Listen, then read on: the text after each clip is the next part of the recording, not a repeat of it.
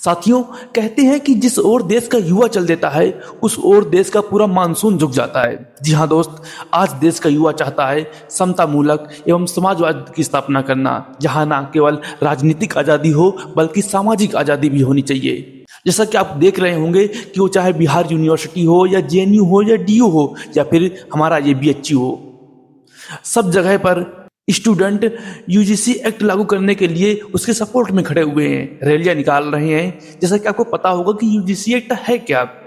13 जनवरी को पारित हुआ एक ऐसा एक्ट जिसमें यूनिटी इक्विटी स्क्वाड बनाए जाएंगे, जहां पर भेदभाव, जातिगत भेदभाव को रोकने का काम किया जाएगा।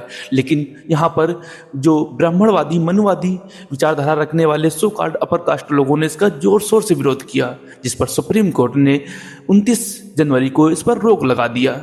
लेकिन इस पर एससी, एसटी, ओबीसी के स्टूडेंट ने भी इसके समर्थन पर रैलियां निकाली।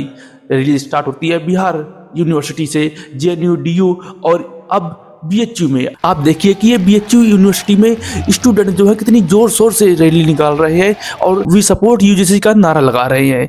जैसा कि हमारे शहीद आजम भगत सिंह ने कहा था कि जब किसी प्रकार का भी शोषण हो तो इस पर युवा को आगे आना चाहिए, देश के युवा को आंदोलन करना चाहिए, उसे सब कुछ छोड़ करके पहले समाजवादी एवं जो शोषण हो रहा है उसके खिलाफ क्रांति करनी चाहिए, क्योंकि देश की युवा ही सबसे बड़ी शक्ति होती है। आप देख लीजिए कि बीएचयू के ये स्टूडेंट इंकलाब जिंदाबाद का नारा लगा रहे हैं, स्टैंड विद यूजीसी का नारा लगा रहे हैं। आप खुद देखिए।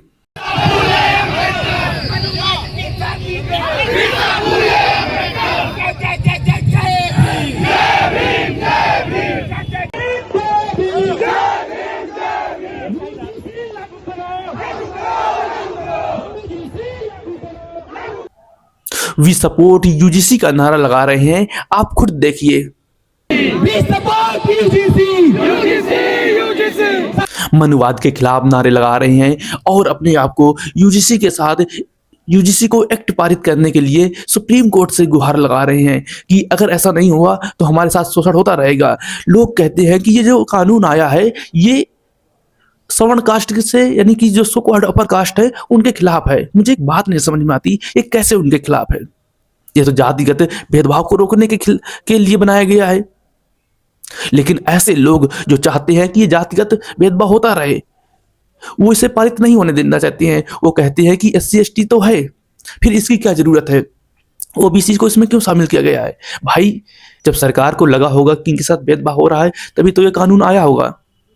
जैसा कि यूजीसी ने बताया है कि पिछले 5 सालों में एससी एसटी स्टूडेंट्स के ऊपर ये जो भेदभाव है 118% बढ़ा है।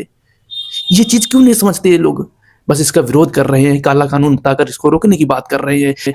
आप देखिए कि ये जो आवाम है ये क्या कहना चाहती है, ये क्यों इतना समर्थन कर रही है, क्योंकि उसने देखा है, झेला है इस दर्द को। भेदभाव क्या होता है स्टूडेंट से पूछो जो यूनिवर्सिटी में पहुंचता है, उससे पूछो कितना उसे प्रताड़ना झेलनी पड़ती है।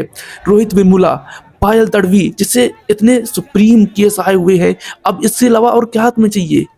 जातिगत भेदभाव आज भी उसी चरम सीमा पर है। देश आज़ादी हुए इतने साल हो गए, गणतंत्र हुए इतने साल हो गए। साथियों, इनका विरोध करना कोई नई बात नहीं है, क्योंकि इन्होंने लगातार विरोध किया है। वो चाहे फिर 1950 में आरक्षण हो या फिर 1989 का एट्रोसिटीज एक्ट या 1990 में पारित हुआ कमीशन मंडल हो, इन्होंने लगातार इसका विरोध किया है।